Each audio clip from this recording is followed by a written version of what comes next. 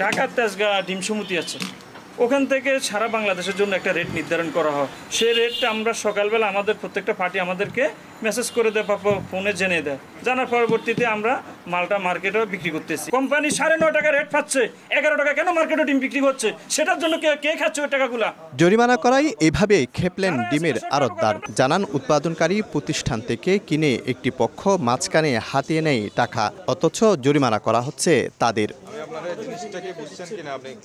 বুধবার সকালে চট্টগ্রাম নগরী পাহাড়তলী ডিমের বাজার তদারকি করতে আড়তে অভিযান শুরু করে জাতীয় ভোক্তা অধিকার সংরক্ষণ অধিদপ্তর। আলামিন স্টোরে গিয়ে দেখা যায় প্রতি পিস ডিম বিক্রি হচ্ছে 10 টাকা 90 পয়সা, অথচ টাঙ্গাইলের মায়ের দোকান ডিমের আড়ত থেকে কেনা ভাউচারে নেই ডিমের দাম, পান ক্রয় ও বিক্রয় ভাউচারে গরমিল। মূলত পুরো বাজার নিয়ন্ত্রণ হয় সকালে ঢাকার তেজগাঁও থেকে আসা SMS এর মাধ্যমে, ফলে প্রতি পিস খুচরাতে বিক্রি হয় 13 থেকে 14 টাকায়। SMS এর মাধ্যমে তারা একটা রেট নিয়ে বিজনেস করতো। এখন দেখা যাচ্ছে অভিনব পদ্ধতি অবলম্বন করছেন, মানে ক্রয় ভাউচারটা সংরক্ষণ করছেন, সেখানে ডিমের পরিমাণ উল্লেখ আছে কিন্তু পার ডিম কত টাকা প্রাইস সেটা উল্লেখ নেই।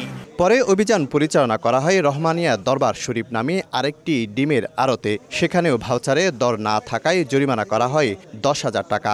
এমন মধ্যে আমার ডিমের হিসাবের সাথে আমার রেটটা ছিল না, এই যার কোনো আমাকে জরিমানা করা হয়েছে। নগরীর আরও বেশ কয়েকটি ডিমের আড়তে অভিযান চালিয়ে সতর্ক করা হয়। শফিকুল আলম, সময় সংবাদ, চট্টগ্রাম।